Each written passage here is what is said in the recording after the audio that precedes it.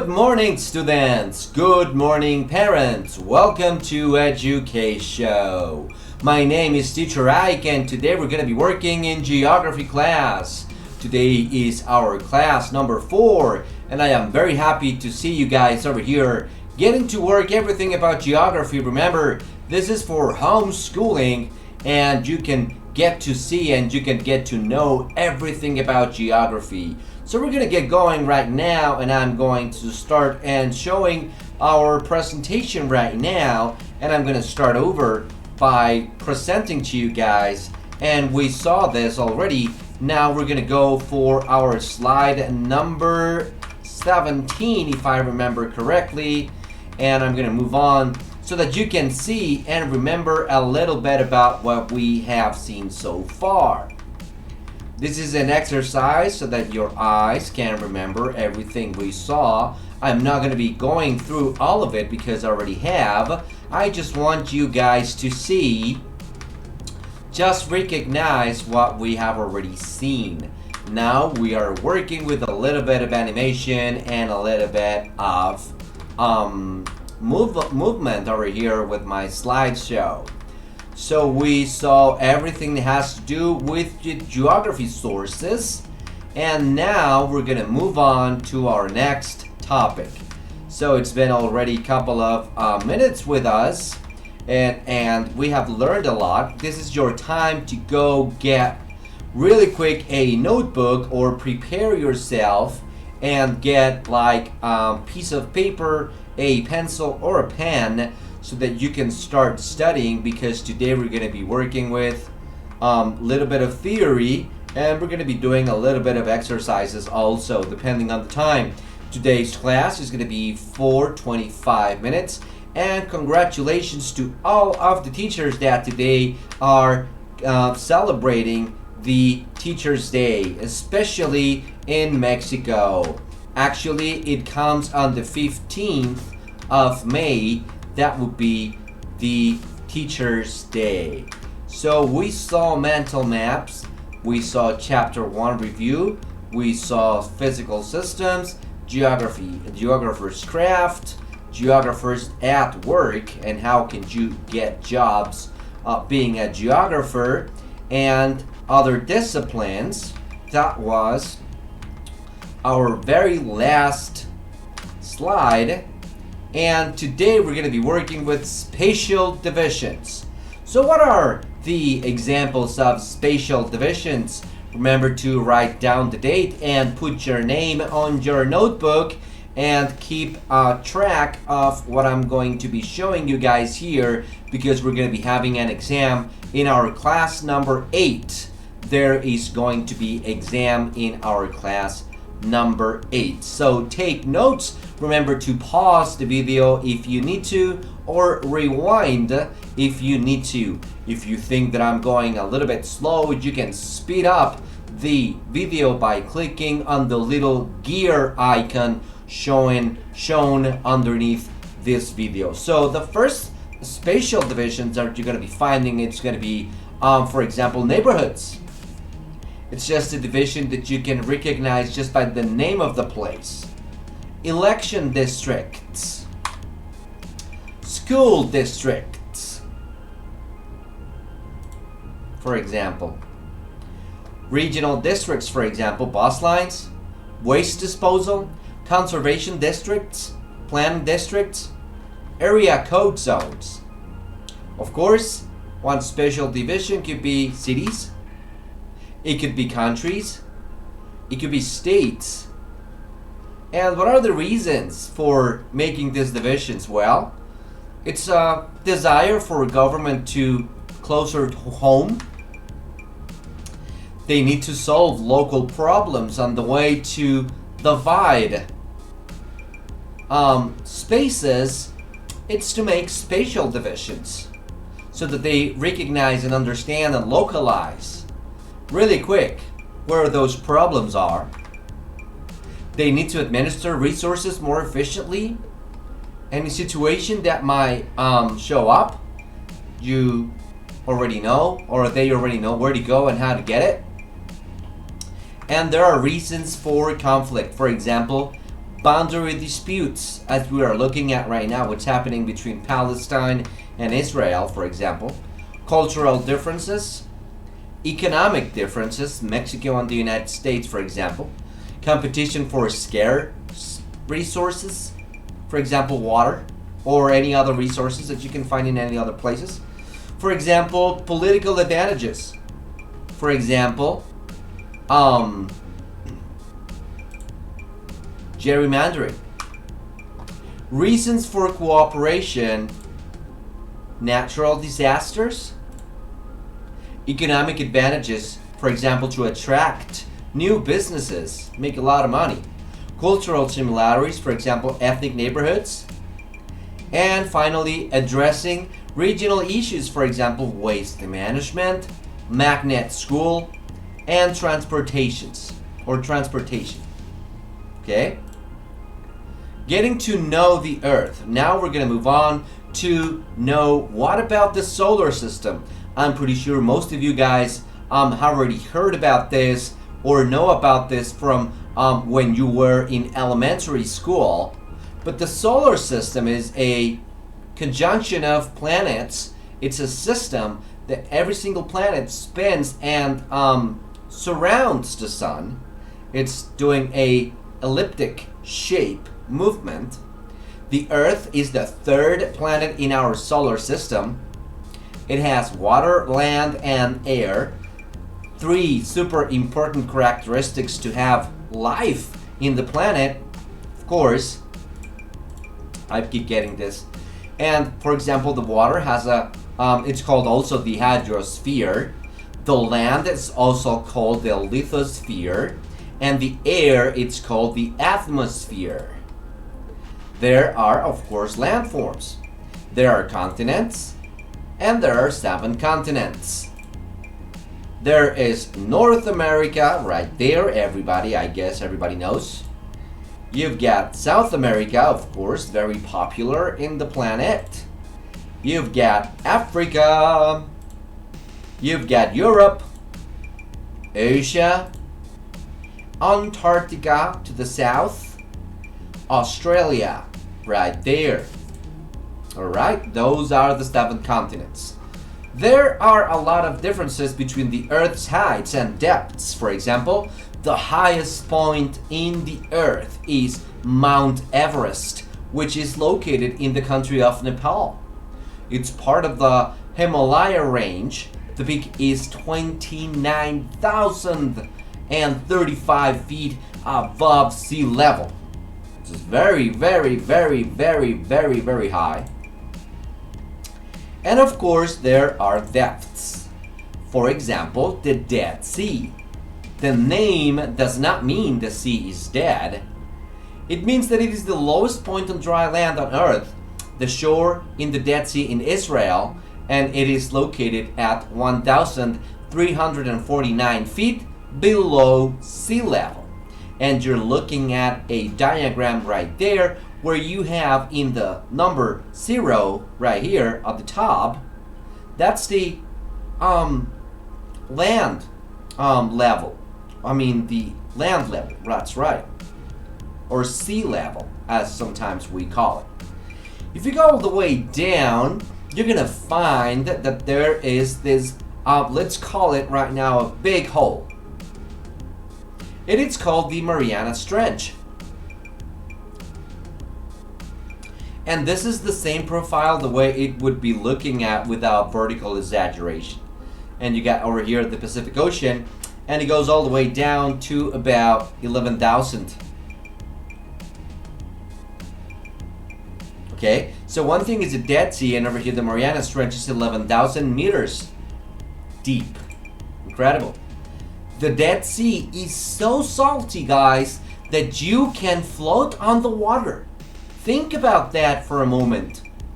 The sea is so salty that you can float on the water. Oh my God, incredible. The minerals in the Dead Sea make rich mud that people believe has healing properties. And I don't know if you guys have seen sometimes on the supermarkets, you're gonna find a lot of like salt from the Dead Sea. They encourage sometimes people to cook with this salt, and they say they're gonna give you some healing properties. Next, over here, as I said, the lowest point on the planet is the Mariana Trench, which is under the Pacific Ocean at about 35,827 feet below sea level, which is all the way down. If we go all the way down, we're gonna find ourselves at this depth, which is about 35 or 36,000 feet below sea level. Very profound. It's a very big planet if you think about it. Forces of change.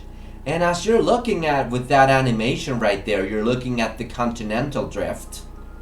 And you have a little red arrow showing the years, which are million years ago. So at the beginning you got around 800 million years ago, and then it goes to like present. And at the beginning it was the Pangea, it was just one continent. As the planet started getting cold, because at the beginning it was just a huge ball of lava, and then it started melting, and then it started getting colder, and then colder and colder, then some places became solid, and those are the continents. So these continents, they have been moving around millions and millions of years ago, and you can see the key right there. So yellow goes for Africa.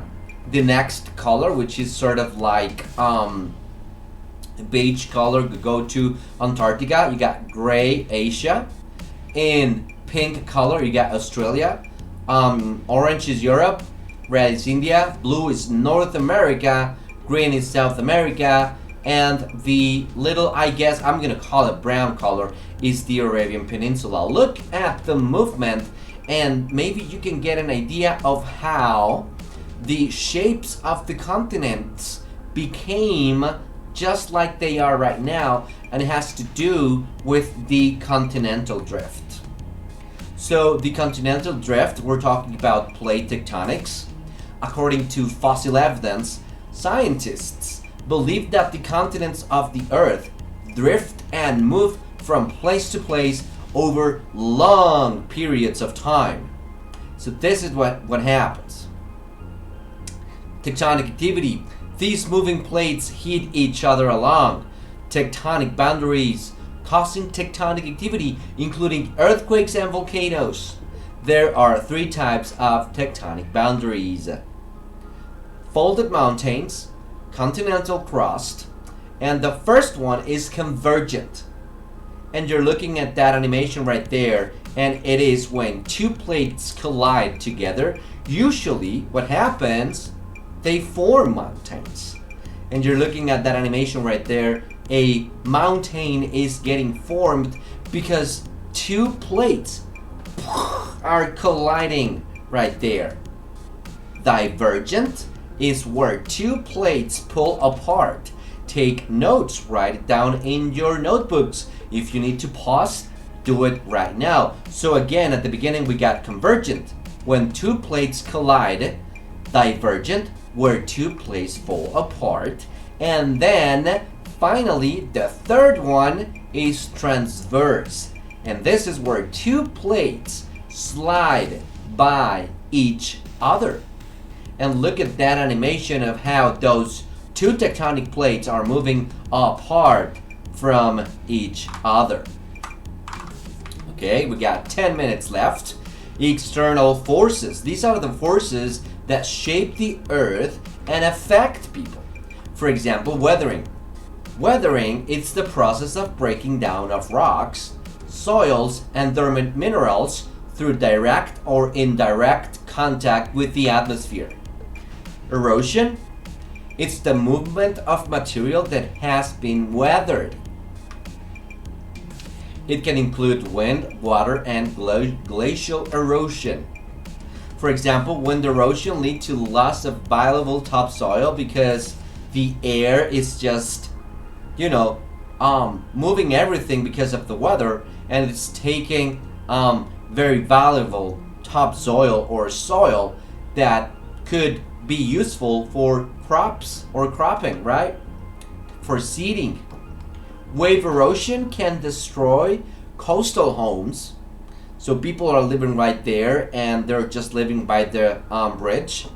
And as soon as the water comes in the night, because the tide gets heavier or larger or bigger, then sooner or later, what's gonna happen, the houses can get destroyed. And finally, for example, glaciers can carve out large areas of a rock that can form lakes and rivers. So look at that, how the snow and the water, it's every single day coming down, coming down, coming down. What happens, they are carving out this huge rocks, and what they do, they form lakes and rivers. And this is a super interesting phenomenon. However, it takes years and years and years to happen. Earth's water, and that looks so refreshing. Look at that image right there, incredible wave to surf around it. 70% of the Earth is covered with water. 70%, we're talking big. It's, I don't know, some people they say, why do you call it planet Earth if it should be called planet water? Well, 97% of that water is found in the oceans, gulfs, seas, and bays, and it is salt water. This means that we cannot drink salt water because we would die. Therefore, the remaining 3% of the water on Earth is fresh water. This water is found in lakes, streams, rivers, and there are also large sources of water underground. Yes. So, climate and weather, if you guys remember what we saw, weather, the condition of the air at any given time. And when we talk about climate, it's the average conditions over an extended period of time. Take notes, we don't know what's going to come in the exam, therefore you must be prepared. Earth's tilt and rotation, of course, this is very important.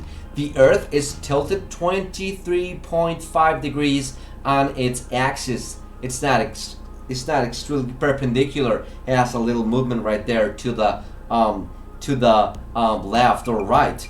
This tilt causes the seasons because part of the Earth is tilted toward or away from the sun. Without this inclination or tilt, we will not be able to live in the planet, or probably so, but only in the specific places in the planet, not everywhere. Areas near the equator are called the tropics. The tropics are between the equator and 23.5 degrees north latitude, which is the Tropic of Cancer, and below you've got 23.5 degrees south latitude, which is called the Tropic of Capricorn. And you're looking at right there those divisions where you have to the top the Arctic Circle, you got next the Tropic of Cancer, following by the equator, and then the Tropic of Capricorn, which is probably the hottest area of the planet, the Antarctic Circle, and finally again the actually that's the Antarctic Circle. Okay, so it makes it really interesting. These are also called the low latitudes because the numbers are low.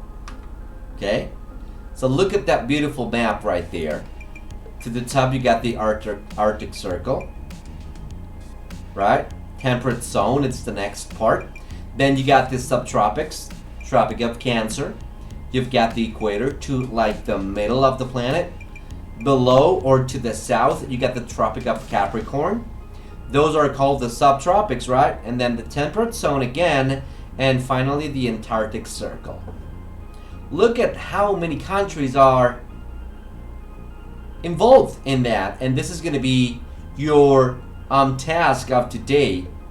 For example, I'm gonna just make a list of like the countries that are in the tropics.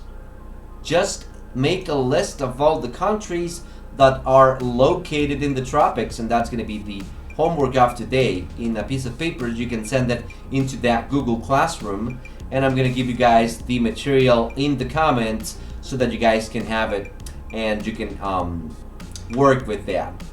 There are the temperate areas between the tropics and the Arctic Circle in the north and the Antarctic Circle in the south.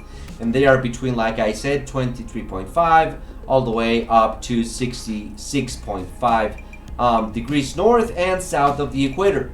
High latitudes are polar, Arctic, and Antarctic areas north of the Arctic Circle and south of the Antarctic Circle right there, okay? They are between 66.5 and 90 degrees to the north and south of the equator. There we go. These are the low latitudes or tropics, the middle latitudes, and the temperate zones. And you got to the right your degrees, just what we saw. And of course, finally, the high latitudes, Arctic North and the Antarctic, which is to the south. Okay? 90 degrees to the north and 90 degrees to the south. Alright, now we're gonna get to see what happens with the sunlight. So as you're looking at this animation right there, I'm gonna explain to you guys before we go what's happening over here. First of all, sunlight reaches the earth. Some energy is reflected back and some energy is absorbed. Most of the heat is absorbed by greenhouse gases and reflected in all directions, warming the earth. So I would like to know if you guys can tell me what is going to be the next topic, right? Next topic for our class, right? I'm not going to show you that right now, and I'm going to let you go right now. We got only 2 minutes, but that's fine. You can take the remaining 2 minutes to finish up your homework. Thank you very much, students. Thank you very much, parents. My name is Teacher Ike, and I'll see you next week for another geography class here in EdukaShow. Everybody have a happy Teacher's Day and have a great weekend, and I'll see you guys next Friday. So long. Bye bye. Thank you very much.